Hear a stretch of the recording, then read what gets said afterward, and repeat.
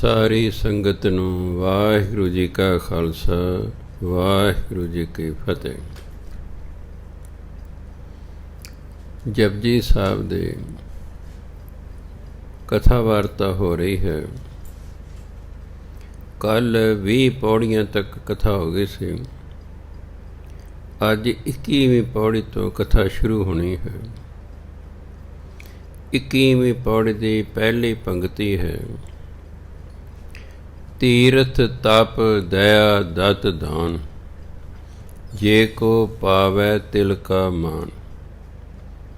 ਤੀਰਥ ਤਪ ਦਇਆ ਦਤ ਦਾਨ, ਜੇ ਕੋ ਪਾਵੈ ਤਿਲ ਕਾ ਮਾਨ। ਜੇ ਕੋਈ ਤੀਰਥ ਇਸ਼ਨਾਨ ਕਰੇ, ਤਪ ਹੁੰਦਾ ਤਪੱਸਿਆ, ਜੇ ਕੋਈ ਤਪੱਸਿਆ ਕਰੇ, ਦਇਆ, ਜੇ ਕੋਈ ਜੀਵਾਂ 'ਤੇ ਦਇਆ ਕਰੇ, ਦਤ ਦਾਨ ਅਤੇ ਦਾਨ ਦੇਵੇ, ਇਹ ਕੰਮ ਕਰਨ ਨਾਲ ਇੱਜ਼ਤ ਤੇ ਮਿਲਦੀ ਹੈ। ਤੀਰਥਾਂ 'ਤੇ ਇਸ਼ਨਾਨ ਕਰਨ ਨਾਲ ਲੋਕ ਕਹਿੰਦੇ ਭਾਈ ਬੜਾ ਧਾਰਮਿਕ ਬੰਦਾ ਹੈ, ਤਪੱਸਿਆ ਕਰਦਾ, ਦਇਆ ਜੀਵਾਂ 'ਤੇ ਕਰਦਾ, ਦਾਨ ਦਿੰਦਾ ਹੈ।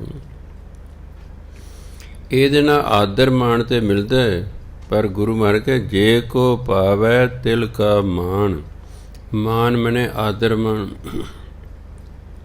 ਜੇ ਇਹਨਾਂ ਦੇ ਬਦਲੇ ਕਿਸੇ ਨੂੰ ਆਦਰ ਮਾਣ ਮਿਲਦਾ ਹੈ ਤਾਂ ਤਿਲ ਕਾ, ਤਿਲ ਮਾਤਰ, ਬਹੁਤ ਘੱਟ। ਆਪ ਰਿਓੜੀਆਂ ਦੇ ਤਿਲ ਦੇਖੇ ਹੋਣਗੇ ਲੱਗੇ ਹੋਏ, ਕਿੰਨਾ ਛੋਟੇ ਬੀਜ ਹੁੰਦਾ। ਭਾਵ ਆਦਰ ਮਾਣ ਤੇ ਮਿਲਦਾ ਪਰ ਥੋੜ੍ਹਾ ਮਿਲਦਾ। ਸੁਣਿਆ ਮੰਨਿਆ ਮਨ ਕੀਤਾ ਭਾਉ, ਜਿਨ੍ਹਾਂ ਨੇ ਪ੍ਰਮਾਤਮਾ ਦੇ ਨਾਮ ਨੂੰ ਸੁਣਿਆ ਮੰਨਿਆ, ਜਿਨ੍ਹਾਂ ਨੇ ਮੰਨ ਲਿਆ, ਮਨ ਕੀਤਾ ਭਾਉ। ਭਾਉ ਹੁੰਦਾ ਪਿਆਰ, ਇੱਕ ਸ਼ਬਦ ਹੁੰਦਾ ਭਾਉ, ਭੱਬਾ ਊੜੇ ਨੂੰ ਔਂਕੜ ਭਾਉ। ਭਾਉ ਹੁੰਦਾ ਡਰ, ਭੱਬੇ ਨੂੰ ਕੰਨੇ ਨਾਲ ਭਾਉ, ਉਹਦਾ ਮਤਲਬ ਹੁੰਦਾ ਪਿਆਰ। ਕਹਿੰਦੇ ਸੁਣਿਆ ਮੰਨਿਆ ਮਨ ਕੀਤਾ ਭਾਉ। ਜਿਨ੍ਹਾਂ ਨੇ ਪ੍ਰਮਾਤਮਾ ਦਾ ਨਾਮ ਸੁਣਿਆ ਮੰਨਿਆ, ਮਨ 'ਚ ਪ੍ਰਮਾਤਮਾ ਨੂੰ ਪਿਆਰ ਕੀਤਾ, ਅੰਤਰਗਤ ਤੀਰਥ ਮਲ ਨਹਾਉ। ਤਾਂ ਪਰਮਾਤਮਾ ਦੇ ਨਾਮ ਨੂੰ ਸੁਣਨ ਨਾਲ, ਪਰਮਾਤਮਾ ਦੇ ਨਾਮ ਨੂੰ ਮੰਨਣ ਨਾਲ, ਪਰਮਾਤਮਾ ਨੂੰ ਮਨ 'ਚ ਪਿਆਰ ਕਰਨ ਨਾਲ ਕੀ ਨਤੀਜਾ ਨਿਕਲਦਾ ਹੈ? ਮਨੁੱਖ ਆਪਣੇ ਅੰਦਰਲੇ ਤੀਰਥ, ਅੰਤਰਗਤ ਤੀਰਥ, ਬਾਹਰ 68 ਤੀਰਥ ਨੇ। ਤੀਰਥਾਂ ਦੇ ਲੋਕ ਇਸ਼ਨਾਨ ਇਸ ਲਈ ਕਰਨ ਜਾਂਦੇ ਨੇ ਕਿ ਉਹਨਾਂ ਦਾ ਮਨ ਸਾਫ਼ ਹੋ ਜਾਵੇ। ਸਰੀਰ ਜਿਹੜਾ ਸਾਫ਼ ਹੈ ਇਹ ਤਾਂ ਘਰ ਦੇ ਪਾਣੀ ਨਾਲ ਵੀ ਹੋ ਜਾਂਦਾ ਹੈ, ਟੂਟੀ ਦੇ ਪਾਣੀ ਨਾਲ, ਨਲਕੇ ਦੇ ਪਾਣੀ ਨਾਲ, ਟਿਊਬਵੈੱਲ ਦੇ ਪਾਣੀ ਨਾਲ ਸਾਫ਼ ਹੋ ਜਾਂਦਾ ਹੈ। ਤੀਰਥਾਂ 'ਤੇ ਲੋਕ ਇਸ ਲਈ ਜਾਂਦੇ ਨੇ ਕਿ ਮਨ ਸਾਫ਼ ਹੋਵੇ। ਪਰ ਗੁਰਬਾਣੀ ਕਹਿੰਦੀ ਹੈ ਜਿਹੜਾ ਪ੍ਰਮਾਤਮਾ ਦਾ ਨਾਮ ਸੁਣਦਾ ਹੈ, ਪ੍ਰਮਾਤਮਾ ਦਾ ਨਾਮ ਮੰਨਦਾ ਹੈ, ਪ੍ਰਮਾਤਮਾ ਨੂੰ ਪਿਆਰ ਕਰਦਾ ਹੈ, ਸਮਝੋ ਉਹਨੇ ਅੰਦਰਲੇ ਤੀਰਥ 'ਤੇ ਮਲ ਮਲ ਕੇ ਨਹਾ ਲਿਆ ਹੈ। ਭਾਵ ਉਹਦਾ ਮਨ ਸਾਫ਼ ਹੋ ਜਾਂਦਾ। ਪਰਮਾਤਮਾ ਦਾ ਨਾਮ ਸੁਣਨ ਨਾਲ, ਪਰਮਾਤਮਾ ਦੇ ਨਾਮ ਨੂੰ ਮੰਨਣ ਨਾਲ, ਪਰਮਾਤਮਾ ਨੂੰ ਪਿਆਰ ਕਰਨ ਨਾਲ ਉਹਦੇ ਅੰਦਰਲੀ ਸਾਰੀ ਮੈਲ ਲੈ ਜਾਂਦੀ ਹੈ। ਇਸ ਲਈ ਗੁਰੂ ਮਹਾਰਾਜ ਕਿਹਾ ਵੀ ਸਿੱਖ ਨੂੰ ਕਿਸੇ ਤੀਰਥਾਂ 'ਤੇ ਜਾਣ ਦੀ ਲੋੜ ਨਹੀਂ। ਅੰਦਰਲਾ ਤੀਰਥ ਹੈ, ਉਹ ਮਨ ਹੈ। ਮਨ ਨੂੰ ਹੀ ਮਲ ਮਲ ਕੇ ਇਸ਼ਨਾਨ ਕਰਾਉਣਾ ਵੀ ਮਨ ਸਾਫ਼ ਹੋ ਜਾਏ। ਉਹ ਕਿਵੇਂ ਹੋਏਗਾ? ਉਹ ਬਾਣੀ ਸੁਣਨ ਨਾਲ, ਬਾਣੀ ਮੰਨਣ ਨਾਲ ਅਤੇ ਪਰਮਾਤਮਾ ਨੂੰ ਪਿਆਰ ਕਰਨ ਨਾਲ। ਸੁਣਨਾ ਕੀ ਹੈ? ਪਰਮਾਤਮਾ ਦਾ ਹੁਕਮ। ਮੰਨਣਾ ਕੀ ਹੈ? ਪਰਮਾਤਮਾ ਦਾ ਹੁਕਮ। ਅਤੇ ਪਿਆਰ ਕਿਹਨੂੰ ਕਰਨਾ ਹੈ? ਹੁਕਮ ਦੇਣ ਵਾਲੇ ਪਰਮਾਤਮਾ ਨੂੰ। ਸੋ ਸਾਰੀ ਬਾਣੀ ਪਰਮਾਤਮਾ ਦਾ ਹੁਕਮ ਹੈ। ਬਾਣੀ ਨੂੰ ਸੁਣਨਾ, ਬਾਣੀ ਨੂੰ ਮੰਨਣਾ ਅਤੇ ਪਰਮਾਤਮਾ ਨੂੰ ਪਿਆਰ ਕਰਨ ਦੇ ਨਾਲ ਐਂ ਸਮਝੋ ਵੀ ਤੁਹਾਡੇ ਅੰਦਰ ਜੋ ਤੀਰਥ ਹੈ ਨਾ, ਉੱਥੇ ਤੁਸੀਂ ਆਪਣੇ ਮਨ ਨੂੰ ਮਲ ਮਲ ਕੇ ਨਵਾ ਰਹੇ ਹੋ, ਆਪਣੇ ਮਨ ਨੂੰ ਸਾਫ਼ ਕਰ ਰਹੇ ਹੋ। ਕਿਉਂਕਿ ਸਰੀਰ ਬਾਹਰਲੇ ਪਾਣੀ ਨਾਲ ਸਾਫ਼ ਹੁੰਦਾ, ਮਨ ਪਰਮਾਤਮਾ ਦੇ ਨਾਮ ਨਾਲ, ਪਰਮਾਤਮਾ ਦੀ ਬਾਣੀ ਨਾਲ ਸਾਫ਼ ਹੁੰਦਾ। ਮਨ ਪਾਣੀ ਨਾਲ ਨਹੀਂ ਸਾਫ਼ ਹੁੰਦਾ। ਕਿਉਂਕਿ ਇਸ ਲਈ ਪਹਿਲਾਂ ਹੈ ਨਾ ਪੌੜੀ ਜਿਹੜੀ ਆਪਾਂ ਪੜ੍ਹੀ ਸੀ, ਭਰੀਏ ਹੱਥ ਪੈਰ ਤਨ ਦੇ, ਵੀ ਜੇ ਹੱਥ ਪੈਰ ਲਿਬੜ ਗਏ ਨੇ ਪਾਣੀ ਨਾਲ ਧੋਤੇ ਜਾਂਦੇ ਨੇ, ਕੱਪੜੇ ਜੇ ਮੈਲੇ ਹੋ ਗਏ ਨੇ ਉਹ ਸਾਬਣ ਨਾਲ ਧੋਤੇ ਜਾਂਦੇ ਨੇ। ਜੇ ਮਨ ਪਾਪਾਂ ਨਾਲ ਭਰ ਜੇ ਤਾਂ ਪਰਮਾਤਮਾ ਦੇ ਨਾਮ ਨਾਲ ਸਾਫ਼ ਹੁੰਦਾ ਹੈ। ਇਸ ਲਈ ਜਿਹੜਾ ਪਰਮਾਤਮਾ ਦਾ ਨਾਮ ਸੁਣਦਾ ਹੈ, ਪਰਮਾਤਮਾ ਦਾ ਨਾਮ ਮੰਨਦਾ ਹੈ, ਮਨ 'ਚ ਪਰਮਾਤਮਾ ਨੂੰ ਪਿਆਰ ਕਰਦਾ ਹੈ, ਉਹ ਸਮਝੋ ਅੰਦਰਲੇ ਤੀਰਥ ਮਲ ਮਲ ਕੇ ਨਹਾ ਰਿਹਾ ਹੈ, ਆਪਣੇ ਮਨ ਦੀ ਮੈਲ ਲਾਹ ਰਿਹਾ ਹੈ। ਇਸ ਲਈ ਇਹ ਨਾਉ ਨੂੰ ਕੀ ਪੜ੍ਹਨਾ? ਨਹਾਓ, ਅੰਤਰਗਤ ਤੀਰਥ ਮਲ ਨਹਾਓ। ਨੰਨੇ ਦੇ ਪੈਰ 'ਚ ਹਾਹਾ ਲਾ ਕੇ ਪੜ੍ਹਨਾ, ਨਹਾਓ, ਇਸ਼ਨਾਨ ਕਰੋ। ਸਭ ਗੁਣ ਤੇਰੇ ਮੈਂ ਨਾਹੀਂ ਕੋਇ। ਹੇ ਪਰਮਾਤਮਾ, ਸਾਰੇ ਗੁਣ ਤੇ ਤੇਰੇ ਕੋਲ ਨੇ, ਮੈਂ ਨਾਹੀਂ ਕੋਇ, ਮੇਰੇ ਕੋਲ ਕੋਈ ਗੁਣ ਹੀ ਨਹੀਂ ਹੈ। ਹੇ ਪਰਮਾਤਮਾ, ਸਾਰੇ ਗੁਣ ਤੇਰੇ ਕੋਲ ਨੇ, ਮੇਰੇ ਵਿੱਚ ਕੋਈ ਗੁਣ ਨਹੀਂ ਹੈ। ਵਿਨ ਗੁਣ ਕੀਤੇ ਭਗਤ ਨਾ ਹੋਏ। ਜਿੰਨਾ ਚਿਰ ਤੂੰ ਮੇਰੇ 'ਚ ਗੁਣ ਨਹੀਂ ਪੈਦਾ ਕਰਦਾ, ਤੇਰੀ ਭਗਤੀ ਨਹੀਂ ਹੋ ਸਕਦੀ। ਹੈ ਵੀ ਠੀਕ ਹੈ। ਔਗਣੇ ਆਰੇ ਨੇ ਕੀ ਭਗਤੀ ਕਰਨੀ? ਭਗਤੀ ਵੀ ਉਹੀ ਬੰਦਾ ਕਰਦਾ ਜਿਹੜਾ ਗੁਣਵਾਨ ਹੈ, ਕਿਉਂਕਿ ਉਹਨੂੰ ਗਿਆਨ ਹੈ ਵੀ ਭਗਤੀ ਕਰਨੀ ਚਾਹੀਦੀ ਹੈ। ਔਗਣੇ ਆਰਨ ਦਾ ਗਿਆਨ ਹੀ ਨਹੀਂ ਹੁੰਦਾ ਹੈਗਾ।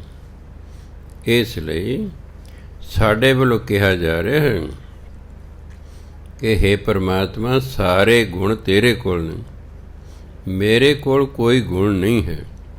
ਵਿਨ ਗੁਣ ਕੀਤੇ, ਬਿਨਾਂ ਗੁਣ ਮੇਰੇ ਅੰਦਰ ਪੈਦਾ ਕੀਤਿਆਂ ਭਗਤ ਨਾ ਹੋਏ, ਤੇਰੀ ਭਗਤੀ ਨਹੀਂ ਹੋ ਸਕਦੀ। ਭਾਵ ਤੂੰ ਮੇਰੇ ਅੰਦਰ ਗੁਣ ਪੈਦਾ ਕਰ ਭਗਤੀ ਦਾ, ਤਾਂ ਜੋ ਮੈਂ ਤੇਰੀ ਭਗਤੀ ਕਰ ਸਕਾਂ। ਸਵਸਤ, ਸਵਸਤ ਹੁੰਦਾ ਹੈ ਕਲਿਆਣ ਸਰੂਪ, ਲੋਕਾਂ ਦਾ ਭਲਾ ਕਰਨ ਵਾਲਾ। ਸਵਸਤ, ਹੇ ਪਰਮਾਤਮਾ, ਤੂੰ ਕਲਿਆਣ ਸਰੂਪ ਹੈ। ਆਤ ਹੁੰਦੀ ਮਾਇਆ, ਤੂੰ ਮਾਇਆ ਸਰੂਪ ਹੈ।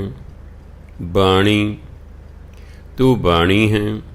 ਬ੍ਰਹਮਾਓ, ਇਹਨੂੰ ਬਰਮਾਓ ਨਹੀਂ ਪੜ੍ਹਨਾ, ਇਹ ਬ੍ਰਹਮਾ ਤੋਂ ਬਣਿਆ। ਬੱਬਾ ਰਾਰੇ ਤੇ ਟਿੱਪੀ ਪੈਰ 'ਚ ਹਾਹਾ ਲਾ ਕੇ ਪੜ੍ਹਨਾ, ਬ੍ਰਹਮਾਓ।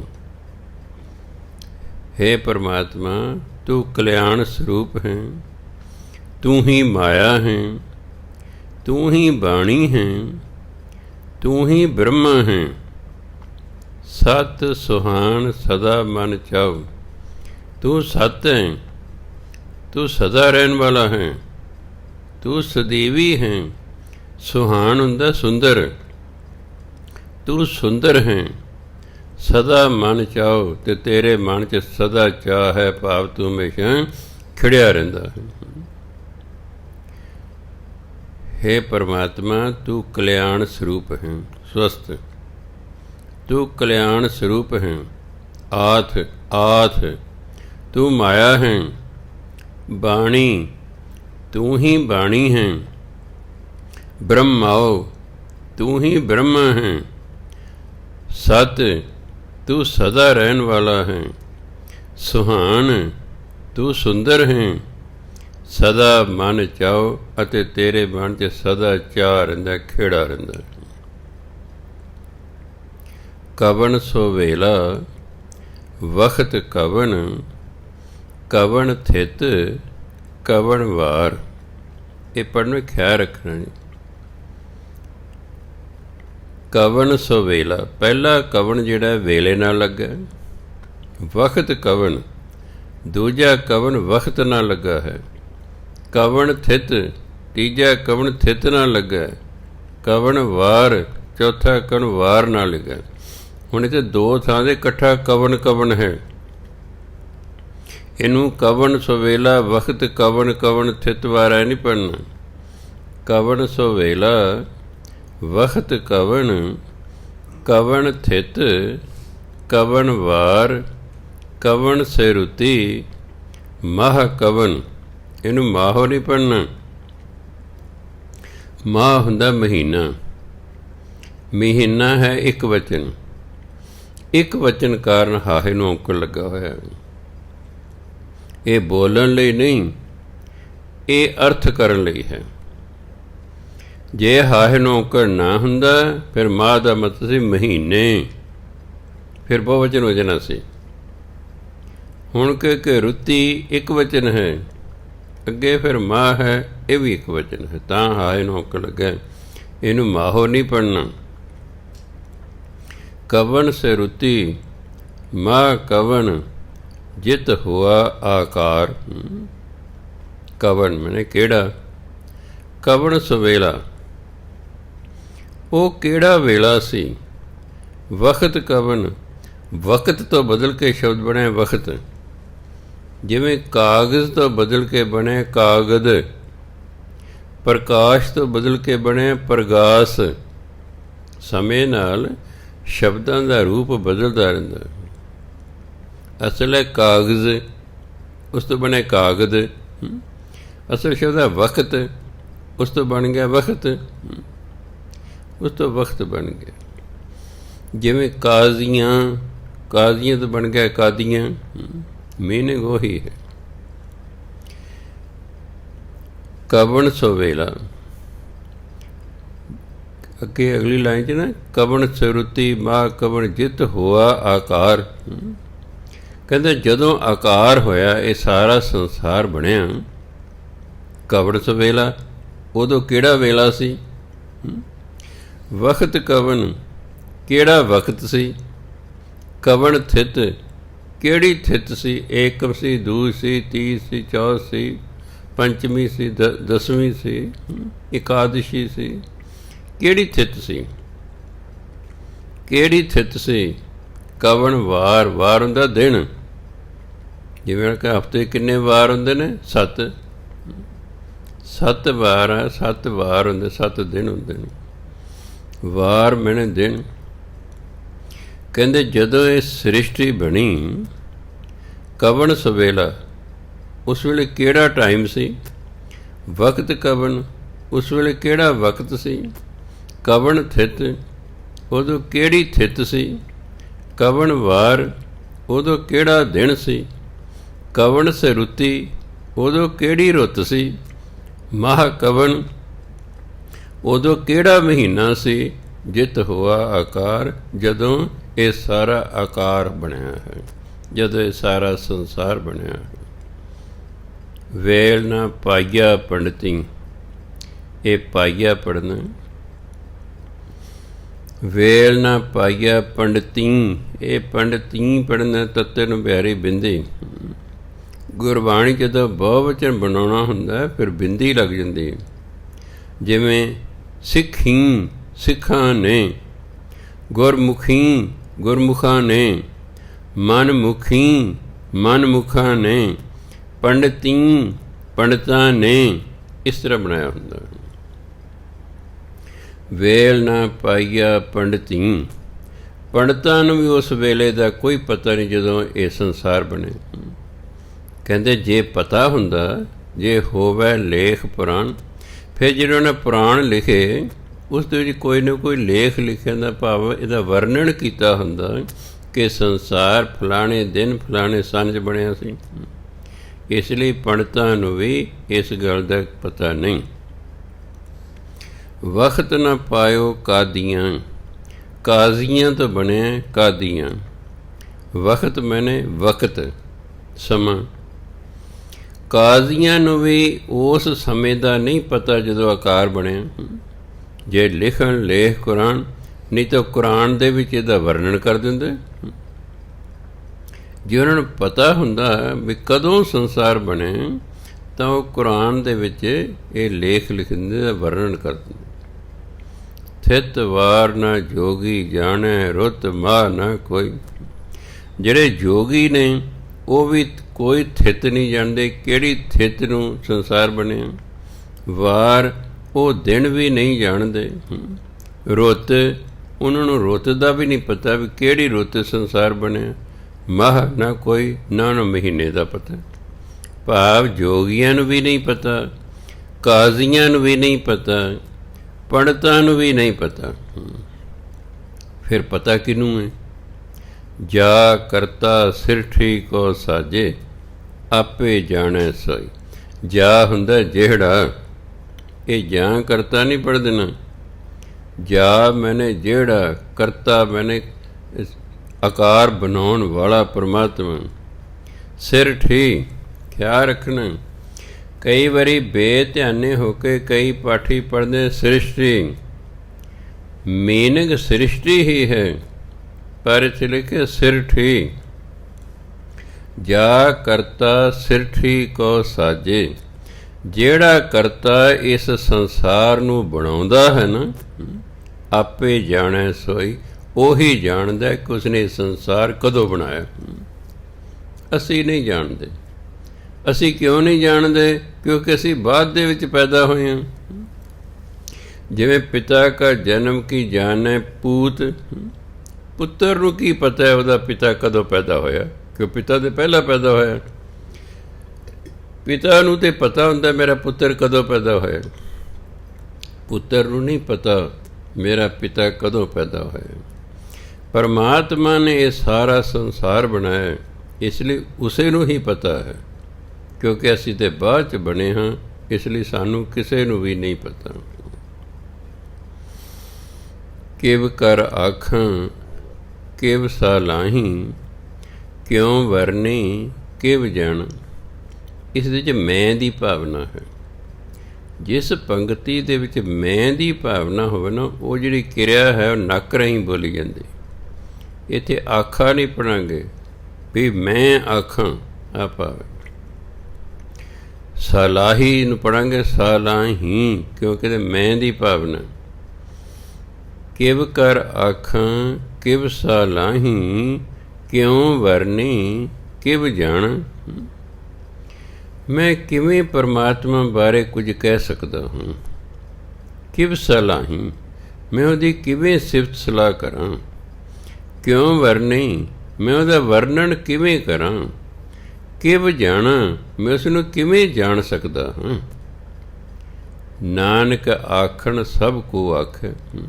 ਕਹਿਣ ਨੂੰ ਤਾਂ ਹਰ ਕੋਈ ਕੁਛ ਨਾ ਕੁਛ ਪਰਮਾਤਮਾ ਬਾਰੇ ਕਹਿ ਰਿਹਾ। ਹਰ ਇੱਕ ਸਭ ਕੋ, ਹਰ ਇੱਕ ਪਰਮਾਤਮਾ ਬਾਰੇ ਕੁਝ ਨਾ ਕੁਝ ਕਹਿ ਰਿਹਾ ਹੈ। ਇੱਕ ਦੂੰ ਇੱਕ ਸਿਆਣਾ। ਇਹ ਦੂੰ ਪੜ੍ਹਨ ਦੇ ਦੱਦੇ ਤੇ ਟਿੱਪੀ ਲਾ ਕੇ ਦੂੰ ਦਾ, ਦੂੰ ਹਿੰਦੀ ਦਾ ਸ਼ਬਦ ਹੈ ਜਿਹਦਾ ਅਰਥ ਹੈ ਤੂੰ। ਇੱਕ ਸਿਆਣਾ, ਇੱਕ ਨਾਲੋਂ ਦੂਜਾ ਸਿਆਣਾ।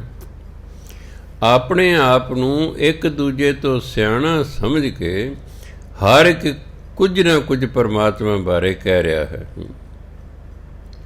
ਪਰ ਉਹ ਪਰਮਾਤਮਾ ਬਾਰੇ ਕਹਿ ਨਹੀਂ ਸਕਦਾ। ਉਹਦਾ ਆਪਣਾ ਅੰਦਾਜ਼ਾ ਹੈ, ਅਟਾ ਸਟਾ ਹੈ। ਵੱਡਾ ਸਾਹਿਬ, ਵੱਡੀ ਨਾਈ। ਇੱਕ ਤੇ ਨਾਈ ਜਾਤ ਹੁੰਦੀ ਹੈ। ਨਾਈ ਇਹ ਪੂਰਾ ਸ਼ਬਦ ਹੈ ਫਾਰਸੀ ਦਾ ਅਸ਼ਨਾਈ। ਆੜਾ ਸੱਸੇ ਦੇ ਪੈਰ 'ਚ ਬਿੰਦੀ, ਨੰਨੇ ਨੂੰ ਕੰਨਾ, ਈੜੀ ਨੂੰ ਬਿਹਾਰੀ। ਪੂਰਾ ਸ਼ਬਦ ਹੈ ਅਸ਼ਨਾਈ। ਉਸ ਤੋਂ ਛੋਟਾ ਬਣਿਆ ਸਨਾਈ, ਉਸ ਤੋਂ ਛੋਟਾ ਬਣਿਆ ਨਾਈ। ਇਹ ਹੈ ਵਡਿਆਈ। ਧਿਆਨ ਦੇਣਾ, ਸਾਹਿਬ ਪੁਲਿੰਗ ਹੈ, ਤਾਂ ਹੀ ਬੱਬੇ ਨੂੰ ਉਕਲਾ ਹੈ ਨਾ। ਸਾਹਿਬ ਪੁਲਿੰਗ ਹੈ, ਪੁਲਿੰਗ ਦੇ ਅੱਗੇ ਵੱਡਾ ਸ਼ਬਦ ਲੱਗਿਆ। ਨਾਈ ਵਡਿਆਈ ਇਸਤਰੀ ਲਿੰਗ ਹੈ, ਇਹਦੇ ਅੱਗੇ ਵੱਡੀ ਲੱਗਾ, ਇਹਦੇ ਵੱਡੀ ਲੱਗਾ। ਵੱਡਾ ਸਾਹਿਬ ਵੱਡੀ ਨਾਈ, ਕੀਤਾ ਜਾ ਕਾ ਹੋਵੇ। ਜਾ ਕਾ ਹਿੰਦੀ ਦਾ ਸ਼ਬਦ ਹੈ ਜਿਸ ਦਾ। ਆਪਾਂ ਕਹਿੰਦੇ ਜਿਸ ਦਾ, ਹਿੰਦੀ ਵਾਲੇ ਕਹਿੰਦੇ ਜਾ ਕਾ ਜਾਂ ਜਿਸ ਕਾ। ਵੱਡਾ ਸਾਹਿਬ ਵੱਡੀ ਨਾਈ, ਕੀਤਾ ਜਾ ਕਾ ਹੋਵੇ। ਸਾਹਿਬ ਵੱਡਾ, ਉਹਦੀ ਵਡਿਆਈ ਵੀ ਵੱਡੀ ਹੈ। ਕਿਉਂ? ਵੱਡੇ ਦੀ ਹਰ ਇੱਕ ਚੀਜ਼ ਦੀ ਵੱਡੀ ਹੁੰਦੀ ਹੈ। ਪਰਮਾਤਮਾ ਵੱਡਾ ਹੈ, ਉਹਦੀ ਵਡਿਆਈ ਵੀ ਵੱਡੀ ਹੈ। ਕੀਤਾ ਜਾ ਕਾ ਹੋਵੇ, ਉਹ ਜੋ ਕਰਦਾ ਉਹੀ ਹੁੰਦਾ। ਸਾਡੇ ਕੀਤਿਆਂ ਕੁਝ ਨਹੀਂ ਹੁੰਦਾ। ਕੀਤਾ ਜਾ ਕਾ ਹੋਵੇ, ਉਸ ਦਾ ਕੀਤਾ ਹੋਇਆ ਹੀ ਹੁੰਦਾ ਹੈ। ਉਹ ਜੋ ਕਰਦਾ ਉਹੀ ਹੁੰਦਾ ਹੈ। ਨਾਨਕ ਜੇ ਕੋ ਆਪੋਂ ਜਾਣੇ, ਆਪੋਂ ਪੱਪੇ ਨੂੰ ਕਨੋੜਾ ਨਾਲ ਬਿੰਦੀ, ਅਸਲ ਸ਼ਬਦ ਹੈ ਆੜੇ ਨੂੰ ਕੰਨਾ, ਪੱਪਾ ਹਾਹੇ ਨੂੰ ਔਂਕੜ ਉੱਤੇ ਟਿੱਪੀ ਆਪੋਂ, ਉਸ ਤੋਂ ਬਣਿਆ ਆਪੋਂ। ਨਾਨਕ ਜੇ ਕੋ ਆਪੋਂ ਜਾਣੇ, ਅੱਗੇ ਗਿਆ ਨਾ ਸੋ ਹੈ। ਜੇ ਕੋਈ ਆਪਣੇ ਆਪ ਨੂੰ ਜਾਣੇ ਹੈ ਵੀ ਮੈਨੂੰ ਬੜਾ ਗਿਆਨ ਹੈ ਜੀ, ਆਪਣੇ ਆਪ ਨੂੰ ਜਨਾਏ ਮੈਂ ਵੱਡਾ, ਮੈਂ ਜਾਣਕਾਰ ਹਾਂ, ਮੈਂ ਵਿਦਵਾਨ ਹਾਂ, ਅੱਗੇ ਗਿਆ ਨਾ ਸੋ ਹੈ। ਉਹ ਜਦੋਂ ਫਿਰ ਅੱਗੇ ਪਰਮਾਤਮਾ ਦੇ ਦਰ 'ਤੇ ਜਾਂਦਾ ਨਾ, ਉਹ ਚੰਗਾ ਨਹੀਂ ਲੱਗਦਾ, ਉਹ ਸੋਹਣਾ ਨਹੀਂ ਲੱਗਦਾ। ਪਰਮਾਤਮਾ ਕਹਿੰਦੇ ਤਾਂ ਹੰਕਾਰੀ ਬੰਦਾ, ਕਹਿੰਦਾ ਹਾਂ ਮੈਨੂੰ ਗਿਆਨ ਹੈ। ਕੀ ਜੇ ਅਸੀਂ ਗਿਆਨਵਾਨ ਹਾਂ, ਕੀ ਸਾਨੂੰ ਨਹੀਂ ਕਹਿਣਾ ਜਦ ਅਸੀਂ ਗਿਆਨਵਾਨ ਹਾਂ? ਜੇ ਅਸੀਂ ਪੜ੍ਹੇ ਲਿਖੇ ਹਾਂ, ਕੀ ਸਾਨੂੰ ਨਹੀਂ ਕਹਿਣਾ ਚਾਹੀਦਾ ਅਸੀਂ ਪੜ੍ਹੇ ਲਿਖੇ ਹਾਂ? ਇਹ ਭਾਵ ਨਹੀਂ। ਜਦੋਂ ਬੰਦਾ ਕੋਈ ਬੋਲਦਾ ਨਾ, ਉਹਦੇ ਬੋਲਾਂ ਤੋਂ ਪਤਾ ਲੱਗਦਾ ਹੈ ਕਿ ਨਿਮਰਤਾ ਨਾਲ ਬੋਲ ਹੈ ਕਿ ਹਉਮੈ 'ਚ ਆ ਕੇ ਬੋਲ ਰਿਹਾ। ਜੋ ਵੀ ਕਹਿਣਾ ਨਿਮਰਤਾ ਪੂਰਵਕ ਕਹਿਣਾ, ਹਉਮੈ 'ਚ ਆ ਕੇ ਨਹੀਂ ਕਹਿਣਾ। ਕਿਉਂਕਿ ਜੋ ਸਾਨੂੰ ਗੁਣ ਹਨ ਸਾਡੇ ਵਿੱਚ, ਇਹ ਤਾਂ ਪਰਮਾਤਮਾ ਦੇ ਦਿੱਤੇ ਹੋਏ ਨੇ। ਜੇ ਅਸੀਂ ਬੜੇ ਦਿਮਾਗ ਵਾਲੇ ਹਾਂ, ਇੰਟੈਲੀਜੈਂਟ ਹਾਂ, ਇਹ ਇੰਟੈਲੀਜੈਂਸੀ ਇਹ ਤਾਂ ਪਰਮਾਤਮਾ ਨੇ ਦਿੱਤੀ ਹੋਈ ਹੈ। ਜੇ ਸਾਡੇ 'ਚ ਤਾਕਤ, ਅਸੀਂ ਬੜੇ ਤਾਕਤਵਰ ਹਾਂ, ਇਹ ਤਾਕਤ ਪਰਮਾਤਮਾ ਦੀ ਦਿੱਤੀ ਹੋਈ ਹੈ। ਜੇ ਅਸੀਂ ਅਮੀਰ ਹਾਂ, ਤੇ ਅਮੀਰੀ ਤੇ ਪਰਮਾਤਮਾ ਨੇ ਦਿੱਤੀ ਹੋਈ ਹੈ, ਇਹ ਤਾਂ ਉਹਨੇ ਦਿੱਤੀ ਹੈ। ਜੇ ਅਸੀਂ ਸੁੰਦਰ ਹਾਂ, ਤਾਂ ਸੁੰਦਰਤਾ ਪਰਮਾਤਮਾ ਨੇ ਦਿੱਤੀ ਹੋਈ ਹੈ। ਉਹ ਜਦੋਂ ਮਰਜ਼ੀ ਹੈ ਉਹ ਕੋਈ ਵੀ ਸਾਡੀ ਚੀਜ਼ ਖੋ ਸਕਦਾ। ਅਸੀਂ ਖਾਲੀ ਦੇ ਖਾਲੀ, ਅਸੀਂ ਖਾਲੀ ਦੇ ਖਾਲੀ ਰਹਿ ਜਾਂਦੇ ਹਾਂ। ਕਿਉਂਕਿ ਜਿਸ ਨੇ ਸਾਨੂੰ ਕੋਈ ਚੀਜ਼ ਦਿੱਤੀ ਹੈ, ਉਹ ਵਾਪਸ ਵੀ ਲੈ ਸਕਦਾ ਹੈ, ਉਹ ਵਾਪਸ ਵੀ ਲੈ ਸਕਦਾ ਹੈ। ਇਸ ਲਈ ਪਰਮਾਤਮਾ ਹੀ ਵੱਡਾ ਹੈ, ਉਹਦੀ ਵੱਡੀ ਵਡਿਆਈ ਹੈ, ਉਹਦਾ ਕੀਤਾ ਹੋਇਆ ਹੀ ਹੁੰਦਾ ਹੈ। ਅਤੇ ਜੇ ਕੋਈ ਆਪਣੇ ਆਪ ਨੂੰ ਜਾਣੇ ਵੀ ਮੈਂ ਕੁਝ ਕਰ ਸਕਦਾ ਹਾਂ, ਇਹੋ ਜਿਹਾ ਬੰਦਾ ਅੱਗੇ ਗਿਆ ਨਾ ਸੋ ਹੈ। ਅੱਗੇ ਜਾ ਕੇ ਉਹ ਸੋਹਣਾ ਨਹੀਂ ਲੱਗਦਾ, ਚੰਗਾ ਨਹੀਂ ਲੱਗਦਾ। ਪਾਤਾਲਾਂ ਪਾਤਾਲ ਲਖ, ਖਿਆਲ ਰੱਖਣਾ ਕਾਲੀ ਦੇ 'ਚ ਪਤਾਲਾਂ ਪਤਾਲ ਨਹੀਂ ਪੈਣਾ। ਕਈ ਵਾਰੀ ਬੰਦਾ ਕਾਲੀ ਨਾ ਪਾ, ਨਿਤਨੇਮ ਕਹਿੰਦਾ ਪਤਾਲਾਂ ਪਤਾਲ ਲਖ, ਪਤਾਲਾਂ ਪਤਾਲ ਨਹੀਂ, ਪਾਤਾਲਾਂ ਪਾਤਾਲ ਲਖ, ਆਗਾਸਾਂ ਆਗਾਸ। ਜਿਹੜਾ ਇੱਥੇ ਲੱਖ ਸ਼ਬਦ ਹੈ ਨਾ, ਇਹ ਦੇਹਲੀ ਦੀਪਕ ਹੈ। ਤੁਹਾਨੂੰ ਪਹਿਲਾਂ ਹੀ ਦੱਸਿਆ ਵੀ ਦੇਹਲੀ ਦੀਪਕ ਕਿਹਨੂੰ ਕਹਿੰਦੇ ਨੇ? ਦਰਵਾਜ਼ੇ ਦੀ ਜਿਹੜੀ ਚੁਗਾਠ ਹੁੰਦੀ ਹੈ ਨਾ, ਉਹਨੂੰ ਕਹਿੰਦੇ ਦੇਹਲੀ ਜਾਂ ਦਹਲੀਜ਼। ਉਸ ਚੁਗਾਠ ਦੇ ਉੱਤੇ ਜੇ ਆਪਾਂ ਕੋਈ ਰਾਤ ਨੂੰ ਦੀਵਾ ਜਗਾਈਏ, ਤਾਂ ਉਸ ਦੀਵੇ ਦਾ ਚਾਨਣ ਕਮਰੇ 'ਚ ਵੀ, ਅੰਦਰ ਵੀ ਹੁੰਦਾ ਅਤੇ ਬਾਹਰ ਵਿਹੜੇ 'ਚ ਵੀ ਹੁੰਦਾ ਹੈ। ਇਸ ਕਰਕੇ ਉਸ ਦੀਵੇ ਨੂੰ ਕਹਿੰਦੇ ਨੇ ਦੇਹਲੀ ਦੀਪਕ। ਉਹ ਸ਼ਬਦ ਜਿਹੜਾ ਪਹਿਲੇ ਅੱਧੇ ਵਾਕ ਨਾਲ ਵੀ ਲੱਗੇ ਅਤੇ ਪਿਛਲੇ ਅੱਧੇ ਵਾਕ ਨਾਲ ਵੀ ਲੱਗੇ, ਉਸ ਨੂੰ ਕਹਿੰਦੇ ਨੇ ਦੇਹਲੀ ਦੀਪਕ। ਇਹ ਜਿਹੜਾ ਲੱਖ ਸ਼ਬਦ ਹੈ, ਪਾਤਾਲਾਂ ਪਾਤਾਲ ਲਖ, ਜਦੋਂ ਅਰਥ ਕਰਨੇ ਪੜ੍ਹਨ ਵੇਲੇ ਤਾਂ ਇਸ ਤਰ੍ਹਾਂ ਹੀ ਹੈ, ਪਾਤਾਲਾਂ ਪਾਤਾਲ ਲਖ, ਆਗਾਸਾਂ ਆਗਾਸ। ਜਦੋਂ ਅਰਥ ਕਰਨੇ ਨੇ ਬਈ ਲੱਖਾਂ ਹੀ ਪਤਾਲ ਨੇ, ਲੱਖਾਂ ਹੀ ਆਕਾਸ਼ ਨੇ। ਇਹ ਨਹੀਂ ਕਿ ਲੱਖਾਂ ਪਤਾਲ ਨੇ ਅਤੇ ਅੱਗੇ ਉਂਝ ਆਕਾਸ਼ ਨੇ, ਨਹੀਂ। ਇਹ ਜਿਹੜਾ ਲੱਖ ਸ਼ਬਦ ਹੈ, ਇਹ ਦੇਹਲੀ ਦੀਪਕ ਹੋਣ ਕਰਕੇ ਪਾਤਾਲ ਦੇ ਨਾਲ ਵੀ ਲੱਗ ਰਿਹਾ ਅਤੇ ਆਗਾਸ ਦੇ ਨਾਲ ਵੀ ਲੱਗ ਰਿਹਾ। ਆਗਾਸ ਮਨੇ ਆਕਾਸ਼। ਪਾਤਾਲਾਂ ਪਾਤਾਲ ਲਖ, ਆਗਾਸਾਂ ਆਗਾਸ। ਲੱਖਾਂ ਹੀ ਪਤਾਲ ਨੇ, ਲੱਖਾਂ ਹੀ ਆਕਾਸ਼ ਨੇ। ਗੁਰੂ ਨਾਨਕ ਦੇਵ ਤੋਂ ਪਹਿਲਾਂ ਕਹਿੰਦੇ 7 ਆਕਾਸ਼ ਨੇ, 7 ਪਤਾਲ। ਕਹਿੰਦੇ ਸੀ 14 ਪੁਰੀਆਂ ਨੇ, 7 ਹੇਠਾਂ 7 ਉੱਪਰ। ਗੁਰੂ ਨਾਨਕ ਦੇਵ ਕਹਿੰਦੇ ਨਹੀਂ, 7 ਨਹੀਂ, ਇਹ ਤੇ ਲੱਖਾਂ ਹੀ ਨੇ, ਇਹ ਤੇ ਲੱਖਾਂ ਹੀ ਹਨ। ਇਸ ਲਈ ਲੱਖਾਂ ਹੀ ਪਤਾਲ ਨੇ, ਲੱਖਾਂ ਹੀ ਆਕਾਸ਼ ਨੇ। ਓੜਕ ਓੜਕ ਭਾਲ ਥਕੇ, ਵੇਦ ਕਹਿਣ ਇੱਕ ਬਾਤ। ਇੱਕ ਬਾਤ ਹੁੰਦਾ, ਇੱਕ ਸਾਰੇ ਰਲ ਕੇ ਜਿਹੜੀ ਇੱਕੋ ਗੱਲ ਕਹਿੰਦੇ, ਸਾਰੇ ਰਲ ਕੇ ਵੇਦ ਜਿਹੜੇ ਇੱਕੋ ਗੱਲ ਕਹਿੰਦੇ ਨੇ ਕਿ ਇਹਨਾਂ ਪਤਾਲਾਂ ਤੇ ਆਕਾਸ਼ਾਂ ਦਾ ਅੰਤ, ਓੜਕ ਹੁੰਦਾ ਅੰਤ, ਅੰਤ ਲੱਭਣ ਵਾਲੇ ਭਾਲ ਭਾਲ ਕੇ ਥੱਕ ਗਏ। ਨਾ ਪਤਾਲਾਂ ਦਾ ਅੰਤ ਹੈ ਵੀ ਇੱਥੇ ਜਾ ਕੇ ਪਤਾਲ ਮੁੱਕ ਗਏ, ਨਾ ਆਕਾਸ਼ਾਂ ਦਾ ਅੰਤ ਹੈ ਵੀ ਇੱਥੇ ਜਾ ਕੇ ਆਕਾਸ਼ ਮੁੱਕ ਗਏ। ਕਹਿੰਦੇ ਵੇਦ ਵੀ ਸਾਰੇ ਇਹੀ ਗੱਲ ਕਹਿੰਦੇ ਨੇ ਕਿ ਪਰਮਾਤਮਾ ਦੀਆਂ ਬਣਾਈਆਂ ਹੋਈਆਂ ਚੀਜ਼ਾਂ, ਆਕਾਸ਼ਾਂ ਪਤਾਲਾਂ ਦਾ ਕੋਈ ਅੰਤ ਨਹੀਂ ਹੈ। ਉਹਨੂੰ ਕੋਈ ਉਹਦੇ ਅੰਤ ਨੂੰ ਭਾਲ ਨਹੀਂ ਸਕਦਾ। ਅਤੇ ਜਿਹੜੇ ਭਾਲਣ ਲੱਗੇ ਥੱਕੇ, ਉਹ ਭਾਲ ਭਾਲ ਕੇ ਥੱਕ ਗਏ। ਸਹਿਸ 18 ਧਿਆਨ ਦੇਣਾ। ਆਪਾਂ ਕਹਿੰਦੇ 11, ਹਿੰਦੀ ਕਹਿੰਦੇ 11। ਆਪਾਂ ਕਹਿੰਦੇ 12, ਪੰਜਾਬੀ, ਹਿੰਦੀ ਕਹਿੰਦੇ 12। ਆਪਾਂ ਕਹਿੰਦੇ 13, ਹਿੰਦੀ ਕਹਿੰਦੇ 13। ਆਪਾਂ ਕਹਿੰਦੇ 14, ਹਿੰਦੀ ਕਹਿੰਦੇ 14। ਆਪਾਂ ਕਹਿੰਦੇ 15, ਹਿੰਦੀ ਵਾਲੇ ਕਹਿੰਦੇ 15। ਆਪਾਂ ਕਹਿੰਦੇ 16, ਹਿੰਦੀ ਵਾਲੇ ਕਹਿੰਦੇ 16। ਆਪਾਂ ਕਹਿੰਦੇ 17, ਹਿੰਦੀ ਵਾਲੇ ਕਹਿੰਦੇ 17। ਆਪਾਂ ਕਹਿੰਦੇ 18, ਹਿੰਦੀ ਕਹਿੰਦੇ 18। ਇਸ ਲਈ ਇਹਨੂੰ 18 ਨਹੀਂ ਪੜ੍ਹਨਾ, 18 ਨੱਕ ਰਾਹੀਂ ਵੀ ਨਹੀਂ ਪੜ੍ਹਨਾ। ਸਹਿਸ 18 ਨੱਕ ਰਾਹੀਂ ਨਹੀਂ ਪੜ੍ਹਨਾ। ਇਹ ਹਿੰਦੀ ਦਾ ਸ਼ਬਦ ਹੈ ਅਤੇ ਇਹਦਾ ਉਚਾਰਨ ਹੈ 18, ਜਿਹਨੂੰ ਆਪਾਂ ਪੰਜਾਬੀ ਕਹਿੰਦੇ 18। ਸਹਿਸ ਮੈਨੇ 1000, 18,000। ਕਹਿਣ ਕਿਤਾਬਾਂ, ਕਿਤਾਬਾਂ ਜਿਹੜੀਆਂ ਨੇ ਮੁਸਲਮਾਨਾਂ ਦੀਆਂ ਅਤੇ ਈਸਾਈਆਂ ਦੀਆਂ ਧਾਰਮਿਕ ਪੁਸਤਕਾਂ ਨੂੰ ਕਹਿੰਦੇ ਨੇ ਕਿਤਾਬਾਂ।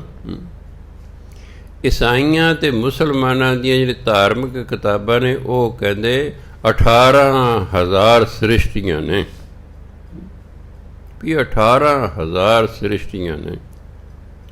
ਅਸਲੂ ਇੱਕ ਧਾਤ, ਅਸਲੂ ਹੁੰਦਾ ਮੁੱਢ, ਇਹ ਫਾਰਸੀ ਦਾ ਸ਼ਬਦ ਹੈ। ਅਸਲੂ ਧਾਤ ਪਰਮਾਤਮਾ।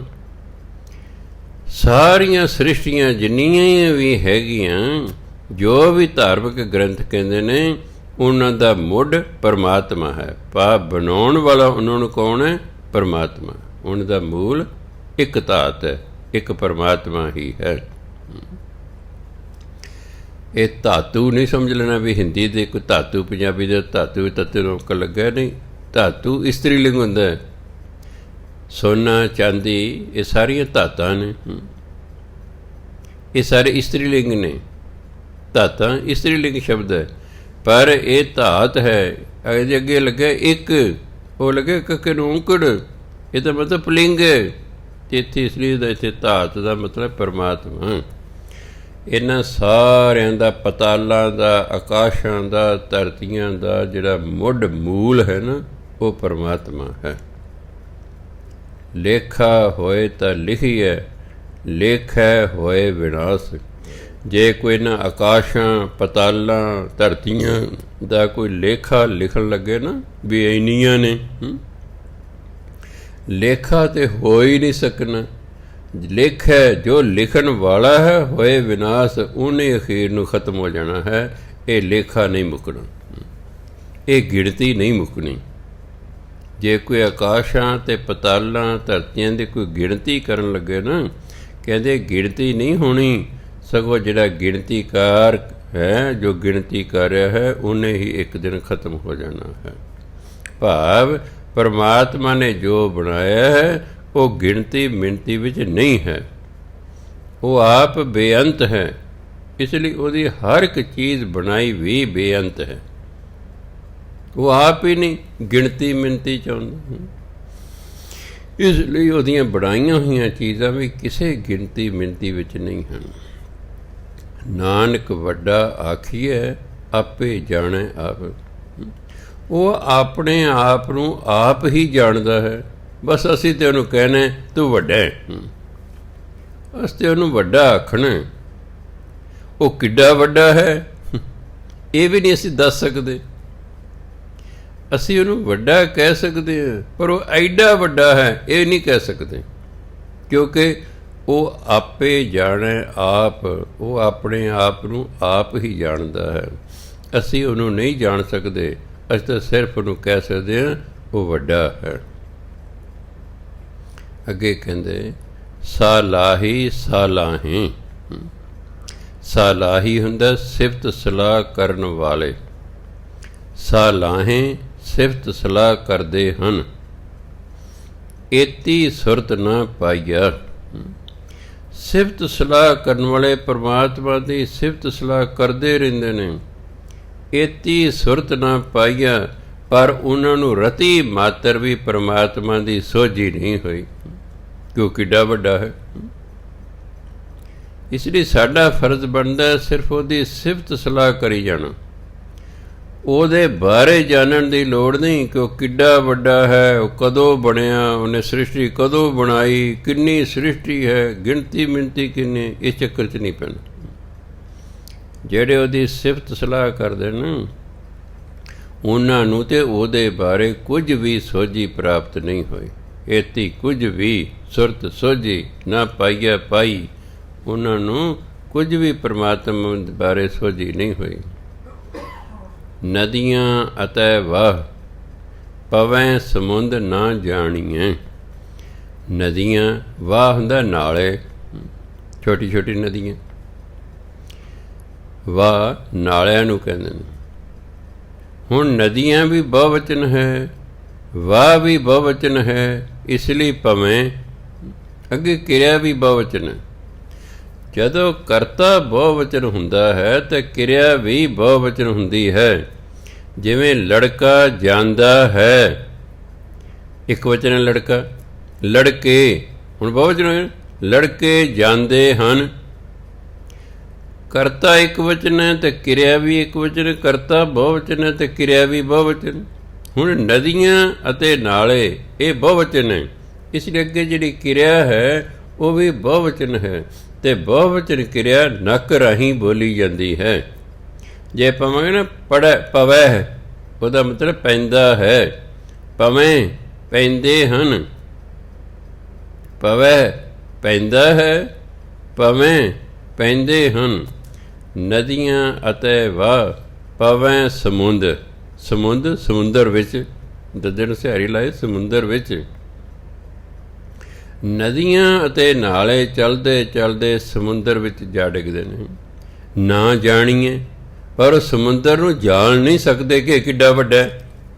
ਉਹਦੇ ਵਿੱਚ ਤੇ ਰਲ ਸਕਦੇ ਨੇ। ਅਸੀਂ ਪਰਮਾਤਮਾ ਦਾ ਸਿਮਰਨ ਕਰਦੇ ਕਰਦੇ ਕਰਦੇ ਕਰਦੇ ਉਹਦੇ ਵਿੱਚ ਤੇ ਰਲ ਸਕਦੇ ਹਾਂ, ਉਹਨੂੰ ਜਾਣ ਨਹੀਂ ਸਕਦੇ। ਉਹਨੂੰ ਜਾਣ ਨਹੀਂ ਸਕਦੇ ਕਿ ਉਹ ਕਿੱਡਾ ਵੱਡਾ ਹੈ। ਇਸੇ ਉਦਾਹਰਨ ਦਿੱਤੀ ਹੈ ਵੀ ਨਦੀਆਂ ਅਤੇ ਨਾਲੇ ਚਲਦੇ ਚਲਦੇ ਪਵੇਂ ਸਮੁੰਦਰ, ਸਮੁੰਦਰ ਦੇ ਵਿੱਚ ਜਾ ਪੈਂਦੇ ਨੇ। ਨਾ ਜਾਣੀਏ, ਪਰ ਉਹ ਸਮੁੰਦਰ ਨੂੰ ਜਾਣ ਨਹੀਂ ਸਕਦੇ ਕਿ ਕਿੱਡਾ ਵੱਡਾ ਹੈ। ਸਮੁੰਦ ਸ਼ਾਹ ਸੁਲਤਾਨ। ਸ਼ਾਹ ਫਾਰਸੀ ਦਾ ਸ਼ਬਦ ਹੈ, ਇਸ ਲਈ ਇਹਨੂੰ ਸਾਹ ਨਹੀਂ ਪੜ੍ਹਨਾ। ਸਾਹ ਹੁੰਦਾ ਸਵਾਸ। ਫਲਾਣਾ ਬੰਦਾ ਸਾਹ ਲੈ ਰਿਹਾ ਹੈ ਜਾਂ ਇਹਦਾ ਸਾਹ ਹੁਣ ਨਹੀਂ ਆ ਰਿਹਾ, ਇਹ ਹੈ ਸ਼ਾਹ। ਕਿਉਂਕਿ ਸੁਲਤਾਨ ਜਿਹੜਾ ਅੱਗੇ ਸ਼ਬਦ ਹੈ ਇਹ ਵੀ ਮੁਸਲਮਾਨੀ ਸ਼ਬਦ ਹੈ, ਇਹ ਹਿੰਦੁਸਤਾਨੀ ਸ਼ਬਦ ਨਹੀਂ ਹੈ। ਸਮੁੰਦ ਸ਼ਾਹ ਸੁਲਤਾਨ। ਅੱਗੇ ਨੂੰ ਗਿਰਹਾਂ ਨਹੀਂ ਪੜ੍ਹਨਾ, ਗ੍ਰਹਿ। ਗ੍ਰਹਿ ਹੁੰਦਾ ਘਰ। ਗੱਗੇ ਦੇ ਪੈਰ 'ਚ ਰਾਰਾ ਲਾ ਕੇ ਨੂੰ ਪੜ੍ਹਨਾ ਤੇ ਹਾਹੇ ਨੂੰ ਕੰਨਾ ਬਿੰਦੀ ਲਾ ਕੇ ਪੜ੍ਹਨਾ, ਗ੍ਰਹਿ। ਸੇਤੀ ਹੁੰਦਾ ਨਾਲ। ਮਾਲ ਧਨ। ਧਨ ਹੁੰਦਾ ਧਨ ਦੌਲਤ। ਮਾਲ ਹੁੰਦੀ ਪ੍ਰੋਪਰਟੀ। ਹਾਲਾਂਕਿ ਫਲਾਣੇ ਕੋਲ ਬੜੀ ਪ੍ਰੋਪਰਟੀ ਹੈ ਜੀ, ਬੜੀ ਜਾਇਦਾਦ ਹੈ, ਉਹ ਮਾਲ ਧਨ।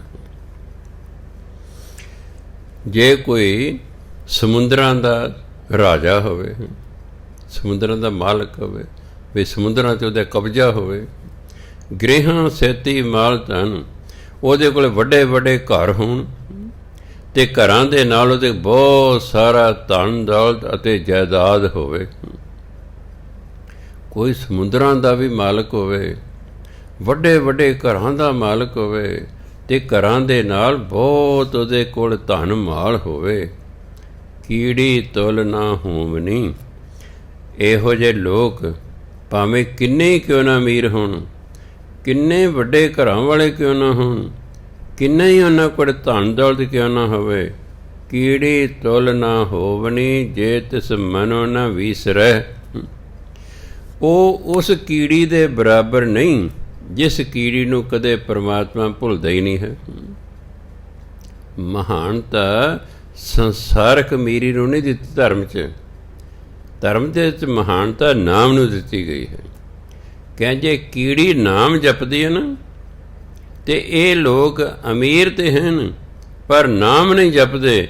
ਕਹਿੰਦੇ ਨਾਮ ਜਪਣ ਵਾਲੀ ਕੀੜੀ ਦੇ ਬਰਾਬਰ ਵੀ ਨਹੀਂ ਹਨ। ਭਗਤ ਦੀ ਤਾਂ ਗੱਲ ਹੀ ਛੱਡੋ, ਸੰਤ ਮਹਾਤਮਾ ਦੀ ਗੱਲ ਹੀ ਛੱਡੋ। ਕਹਿੰਦੇ ਉਹ ਕੀੜੀ ਜਿਸ ਨੂੰ ਕਦੇ ਪਰਮਾਤਮਾ ਭੁੱਲਦਾ ਹੀ ਨਹੀਂ, ਇਹ ਲੋਕ ਇੰਨੇ ਅਮੀਰ ਲੋਕ ਉਸ ਕੀੜੀ ਦੇ ਬਰਾਬਰ ਵੀ ਨਹੀਂ ਹਨ। ਕੀੜੀ ਤੁਲ ਨਾ ਹੋਵਨੀ ਜੇ ਤਿਸ ਮਨੋ ਨਾ ਵੀਸਰੈ। ਜੇ ਉਹਦੇ ਮਨ 'ਚ ਪਰਮਾਤਮਾ ਨਹੀਂ ਭੁੱਲਦਾ।